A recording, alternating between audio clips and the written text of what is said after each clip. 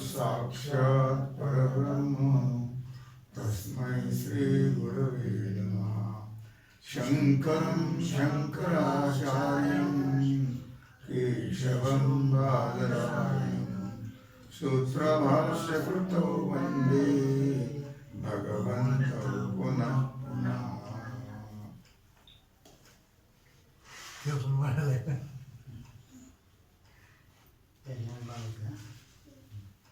विचारसागर रहस्य तरंग 5 हेडिंग 21. 3 शरीरांचे वर्णन पाठ क्रमांक 57.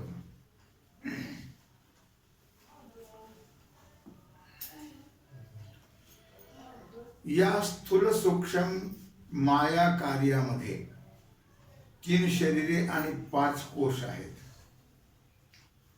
लक्षात या स्थूल शरीर आणि सूक्ष्म शरीर हे कसे आहेत? मायाकारी आहेत. याच्यामध्ये 3 शरीरे आणि 5 कोश आहेत. या स्थूल सूक्ष्मामध्ये 3 शरीरे आणि 5 कोश आहेत. शुद्ध सत्वगुण सहित माया हे ईश्वराचं कारण शरीर. शुद्ध सत्वगुण माया ही ईश्वराचं कारण शरीर. मलिन सत्वगुणासहित अविद्येचा अंश जीवाचं कारण शरीर. लक्षात घ्या. शुद्ध सत्वगुण सहित माया ईश्वराचं कारण शरीर. स्थूल शरीराचं मलिन सत्वगुण सहित अविद्येचा अंश जीवाचं कारण शरीर आहे. लक्षात येते का? स्थूल शरीराचे शुद्ध सत्वगुण आणि मलिन सत्वगुण हे लक्षात ठेवा. मलिन सत्वगुण म्हटलं की अविद्या आणि शुद्ध सत्वगुण म्हटलं की माया. काय? स्थूल शरीराचे आरंभक अशी 5 सूक्ष्म भूते मन, बुद्धी, चित्त, अहंकार, 5 प्राण, 5 कर्मेंद्रिय, 5 ज्ञानेंद्रिय मिळून जीवाचं सूक्ष्म शरीर म्हणा. लक्षमध्ये पंचमहाभूते मन, बुद्धी, चित्त, अहंकार, पंचप्राण, पंचकर्मेंद्रिय, पंच ज्ञानेंद्रिय मिळून काय झालं? सूक्ष्म शरीर. सर्व जीवांची सूक्ष्म शरीरे म्हणजेच ईश्वराचं सूक्ष्म शरीर. सर्व जीवांची सूक्ष्म शरीरे म्हणजे ईश्वराचं सूक्ष्म शरीर. जीवाचं स्थूल शरीर सर्वांना माहिती आहे. सर्व जीवांचे सूक्ष्म शरीर म्हणजे ते ईश्वराचं सूक्ष्म शरीर आहे.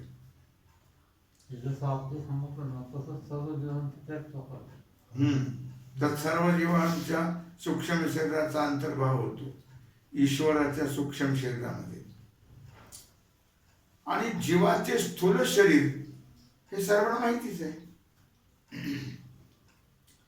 सर्व स्थूल ब्रह्मांड ईश्वराचं स्थूल शरीर आहे.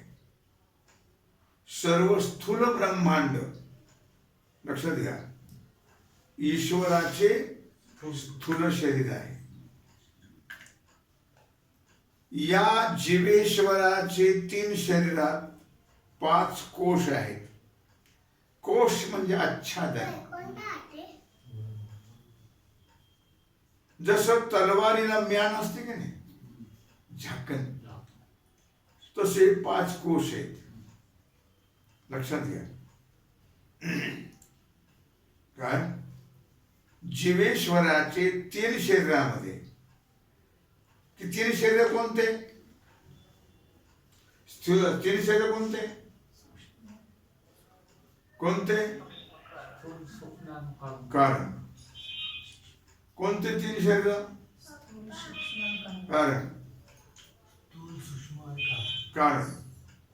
या 3 शरीरामध्ये 5 कोश आहेत. किती कोश आहेत? 5. हेडिंग 22, पंचकोशाचं वर्णन.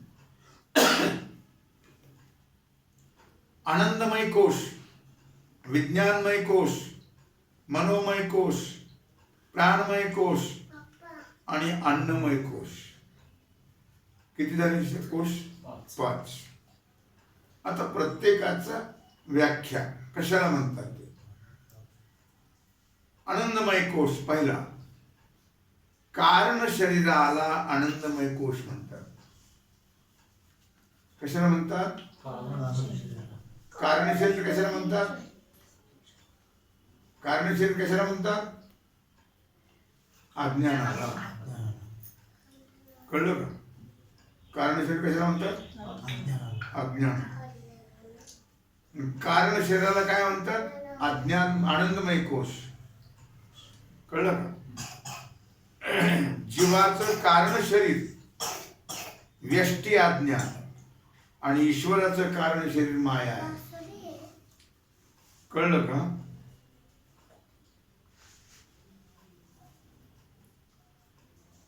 आता नंबर 2, विज्ञानमय कोश.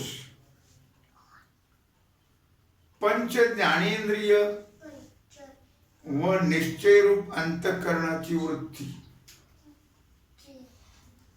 बरं का? 5 ज्ञानेंद्रिय आणि निश्चयरूप अंतःकरणाची वृत्ती म्हणजे बुद्धी, याला काय म्हणतात? विज्ञानमय कोश म्हणतात. कळलं का? तिसरा मनोमय कोश. पंच ज्ञानेंद्रिये व संकल्प विकल्पात्मक अंतःकरण वृत्ती म्हणजे मन. पंच ज्ञानेंद्रिय माहिती आहेत ना? 5 ज्ञानेंद्रिय. कोणते कोणते 5 ज्ञानेंद्रिय?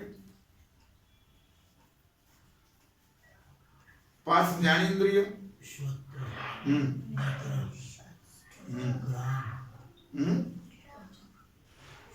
नेत्र, घ्राण, त्वचा, रसना. लक्षामध्ये पंच ज्ञानेंद्रिय आणि संकल्प विकल्पात्मक अंतःकरण वृत्ती म्हणजे मन, याला काय म्हणतात? मनोमय कोश म्हणतात. याला काय म्हणतात? मनोमय कोश.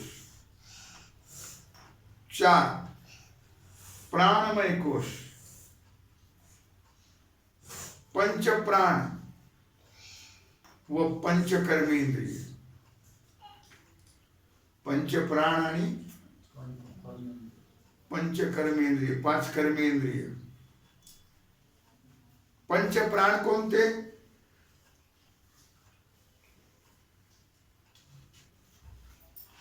कोणते पंचप्राण? कोणते पंचप्राण? प्राण, प्राण, अपान, समान, उदान, व्यान राहिला मध्ये. आणि व्यान. आणि पंच कर्मेंद्रिय कोणचे? हात, हात, पाय, वाक, गुद आणि गुद. लक्षामध्ये पंच प्राण पंच कर्मेंद्रिय यांना प्राणमय कोश म्हणतात. यांना काय म्हणतात? प्राणमय कोश. प्राणमय कोश. 5 अन्नमय कोश. काय? अन्नमय कोश. स्थूल शरीर जे आहे, या स्थूल शरीराला काय म्हणतात? अन्नमय कोश. लक्षात आलं का? स्थूल शरीर याला अन्नमय कोश म्हणतात. असं जीवेश्वराच्या 3 शरीरामध्ये 5 कोश आहेत. हे ब्रह्मरूप आत्मस्वरूपाला आच्छादन करतात, झाकतात. म्हणजे काय? कोश म्हणजे झाकणं. हे काय करतात? जीवेश्वराच्या 3 शरीरात हे 5 कोश आहेत. हे ब्रह्मरूप आत्मस्वरूपाला झाकतात, कळू देत नाहीत. आलं लक्षामध्ये? म्हणून यांना कोश म्हणतात. म्हणून याला काय म्हणतात? कोश. कळलं का? कोश म्हणजे झाकणे, आच्छादन करणे. अनेक मंदबुद्धी पुरुष या 5 कोशामध्ये जे अनात्म पदार्थ आहेत, कळलं का? या 5 कोशामध्ये जे अनात्म पदार्थ आहेत. अनात्म पदार्थ कशाला म्हणतात?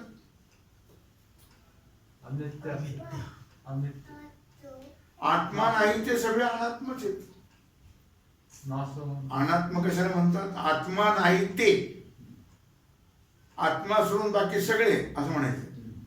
आत्मा सोडून बाकी सगळ्यांना अनात्म म्हणायचं.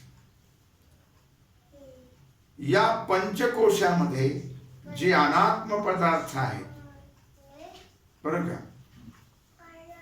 त्यापैकी कोणत्या तरी एका अनात्म पदार्थाचा आत्मा असं समजून, बरं का, कोणत्या तरी एका अनात्म पदार्थाला आत्मा समजायचं म्हणून समजून मुख्य साक्षीरूप आत्मस्वरूपाहून विन्मुख राहतात.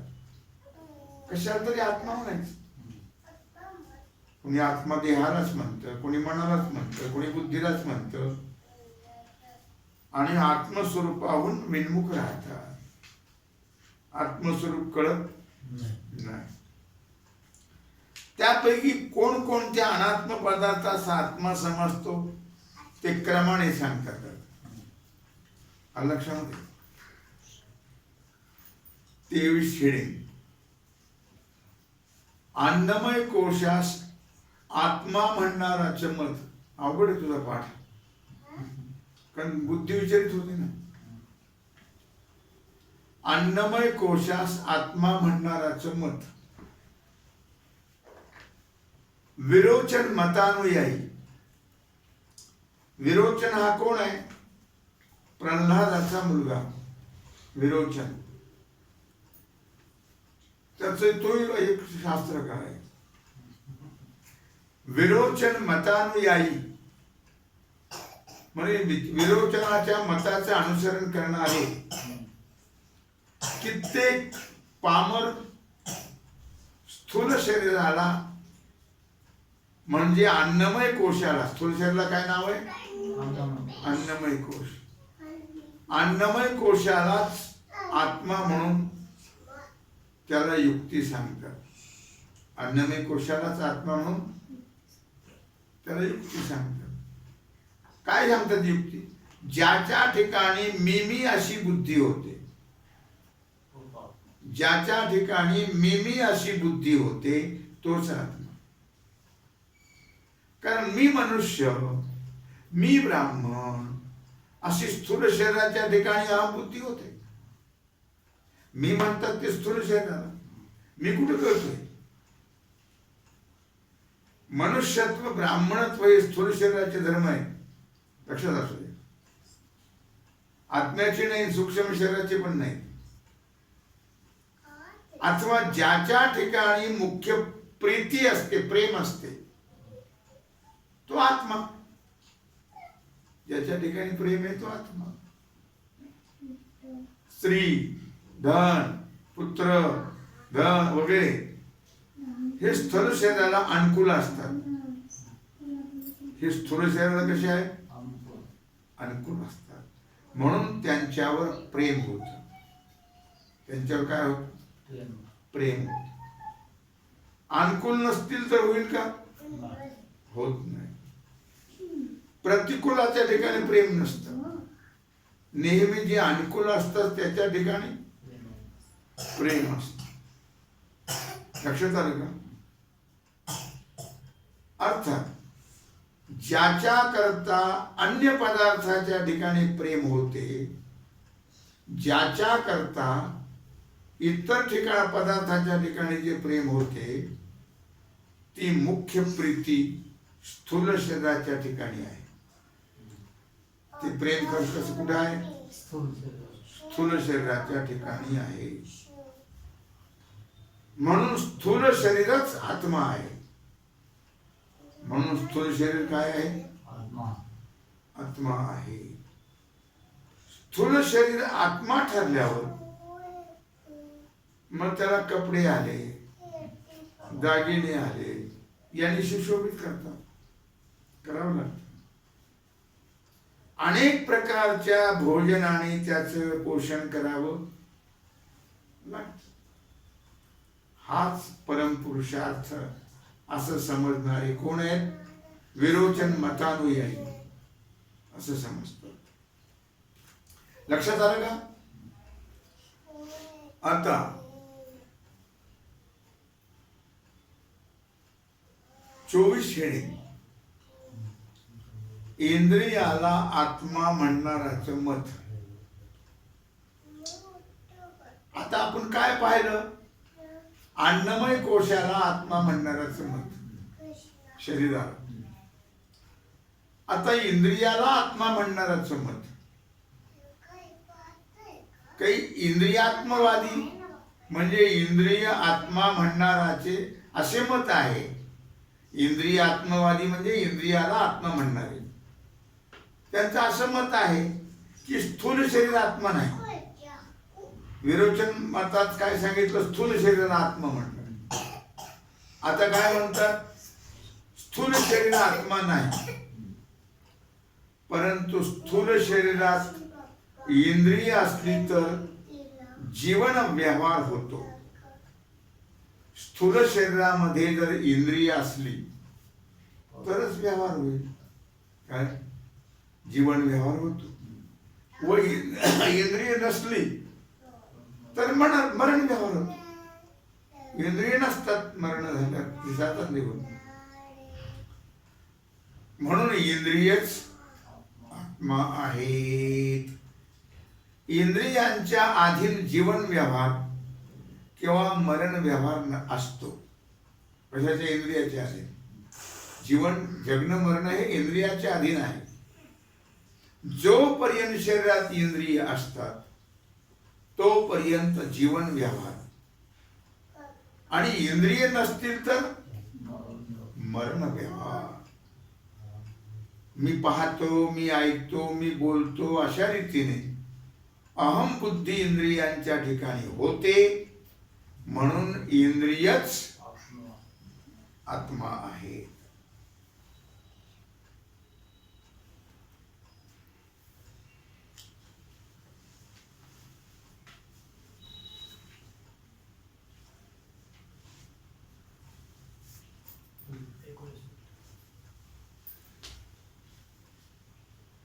आता 25वा हेडी,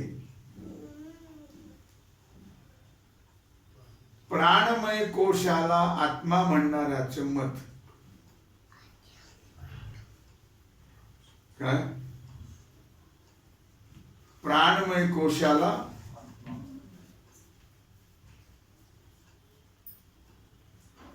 अगोदर काय पाहिलं आपण? स्थूल शरीराला आत्मा म्हणणाऱ्याचं मत. नंतर पाहिलं इंद्रियाला आत्मा म्हणणाऱ्याचं मत. आणि आता प्राणमय कोश म्हणजे प्राणमय कोशालाच आत्मा म्हणतात त्यांचं मत. हिरण्यगर्भ उपासक, हिरण्यगर्भ प्राणाची देवता आहे. हिरण्यगर्भ काय? समस्त शरीराभिमानी, त्यांना हिरण्यगर्भ म्हणतात. सर्व शरीराचे अभिमानी, त्याला काय म्हणतात? हिरण्यगर्भ. आता हिरण्यगर्भाची उपासना करणारी काही आहे स्वतंत्र, अलग लक्षामध्ये. तेच प्राणालाच आत्मा मानतात. कशाला आत्मा मानतात?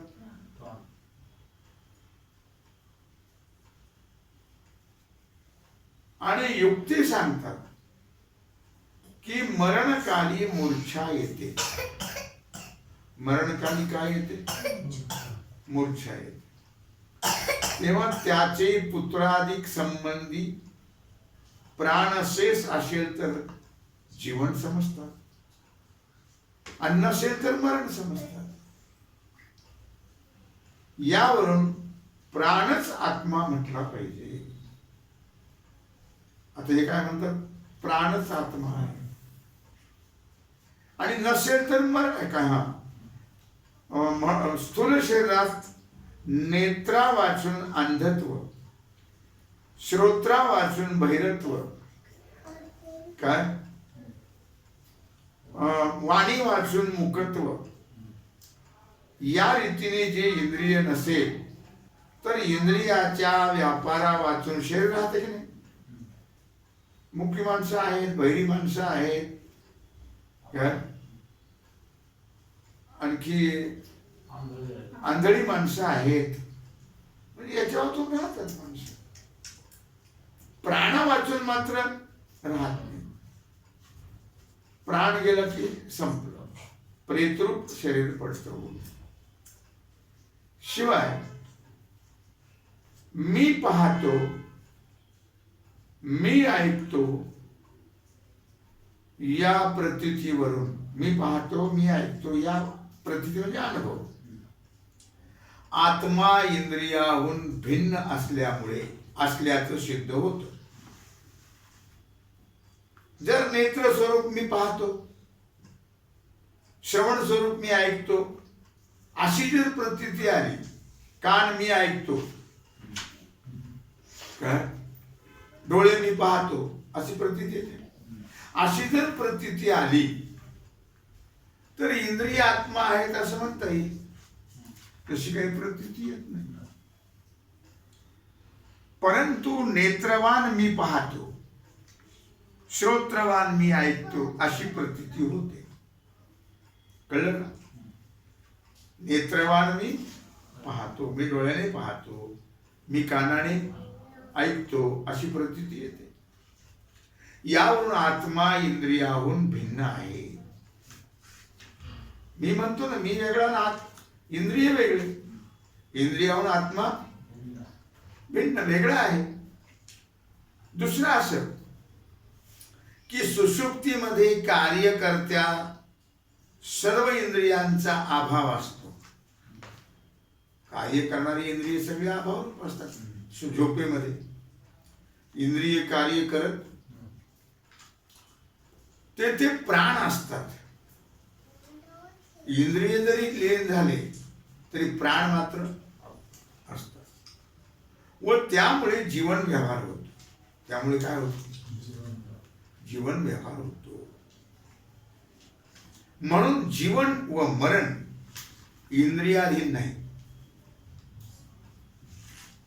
इंद्रिय नसलं तरी प्राणाचा व्यवहार होतो. म्हणून इंद्रियाधीन जीवन मरण नाहीये. स्थूल शरीराचा आणि प्राणाचा जो वियोग तेच मरण. स्थूल शरीरातून प्राण गेला की त्याला मरण होतं. याकरता जीवन व मरण हे कशाच्या अधीन आहेत? प्राणाच्या अधीन आहेत. म्हणून प्राणच आत्मा आहे. आता काहीच म्हणणे मन आत्मा आहे. तो विषय आणि आजची सेवा भगवत चरणी समर्पित करून राहिलेला जो सेवेचा भाग आहे तो आपण उद्या पाहू. कुंडलिक वरदे हरी विठ्ठल श्री ज्ञानदेव तुकाराम पंढरीनाथ भगवान